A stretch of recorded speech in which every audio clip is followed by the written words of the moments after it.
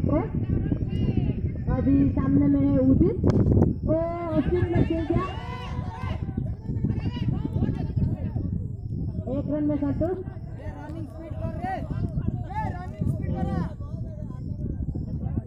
बल्लेबाजी आता है, गेंदबाजी आता है, शुरुआत बहुत आता है और अभी जो कि पिच में खड़ा हुआ है स्ट्राइक में।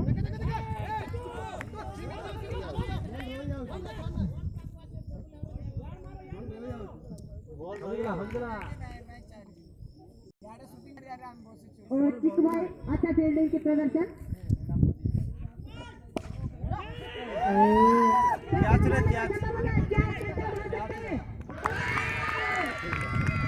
बच्चे के हाथ में पकड़े गए बड़ी मछली 30 रन की तरफ से दूसरी दादा दादा हाँ पांगाई पांगाई आमो सोइलंग पांगाई